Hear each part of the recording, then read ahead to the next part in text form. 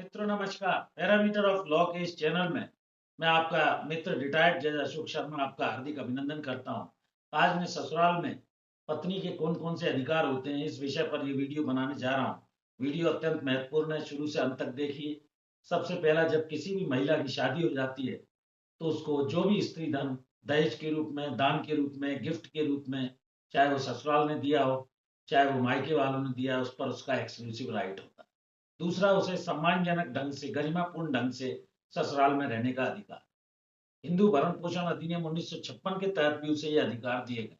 जो संपत्ति उसके पति ने स्वयं अर्जित की है और उसके द्वारा कोई मकान वगैरह बनाया गया, उसमें उसे रहने का अधिकार। सास ससुर से यदि पति की मृत्यु हो जाती है, झगड़ा हो जाता है, तो उसे निकाल नहीं सकते हैं, उनको कोर्ट की शरण लेनी पड़ेगी। दूसरा, इस संबंध में 2006 का एक माननीय सुप्रीम कोर्ट का, सर्वोच्च न्यायालय देश की सबसे बड़ी अदालत होती है, तरुणा बन्ना का एक केस हुआ था, जिसमें मार्कंडे काटजू और एस बी सिन्हा साहब ने ये कहा कि पति द्वारा स्व अर्जित घर पर ही उसके रहने का अधिकार। इसके 14 साल बाद मई 2022 में एक मैट्रिमोनियल होम के संबंध में ये कहा गया, उस फैसले को पलटते हुए, कि साझे घर पे भी, चाहे वो रिश्तेदार का हो और चाहे वो दूसरे शहर में रह रही हो, उसका अधिकार होता है, उसे घर से नहीं निकाला जा सकता। सम्मानजनक और गरिमापूर्ण ढंग से वो रहेगी। इसके बाद मई 2022 में एक मैट्रिमोनियल घर और आया, उसमें इसे और बढ़ाया गया स्कोप को। तो जैसा मैंने आपको बताया कि पति के जीवन काल में और उसके बाद भी उसे घर में रहने का अधिकार है। पति की जो स्टेटस है, हैसियत है, उसके अनुसार पति को उसको रखना ही होगा।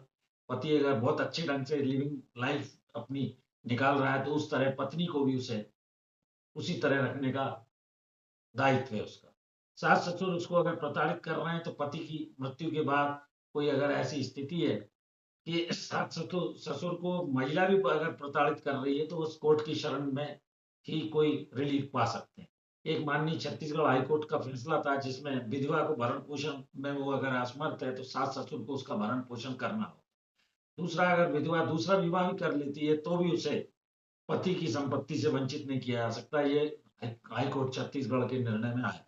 इसी तरह कर्नाटक हाईकोर्ट ने कहा कि विधवा अगर दूसरा विवाह कर लेती है, तो भी पति की संपत्ति से उसे वंचित नहीं किया जा सकता। इसके बाद एक कर्नाटक हाईकोर्ट के बाद एक गुजरात हाईकोर्ट में भी फैसला आया कि दूसरी शादी अगर कर लेती है और बिना वसीयत के अगर विधवा मर जाती है, तो उसके जो बच्चे हैं, चाहे वो इलेजिटिमेट चाइल्ड क्यों ना हो, उनको भी उसकी संपत्ति मिलेगी। इस तरह कुल मिलाकर ससुराल में जो बहू के अधिकार हैं, वो आप जान लें। स्त्री धन उसका जो भी आया वो उसका है, गरिमामयी और आत्मसम्मान के ढंग से रहेगी, पूर्ण ढंग से शादी।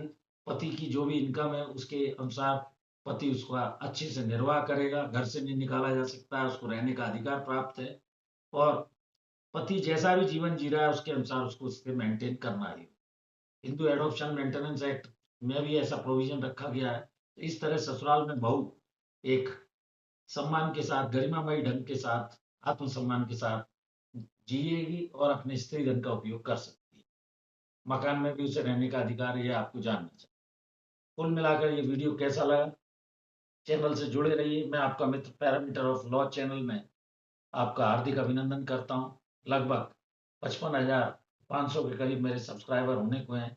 जुड़ जाइए, जो लोग अभी तक चैनल से नहीं जुड़े हैं। रोजाना नए नए आपको छोटी छोटी कानूनी जानकारियां मैं इस चैनल के माध्यम से देता आ रहा हूँ। हृदय से धन्यवाद अर्जित करता हूँ, अर्पित करता हूँ।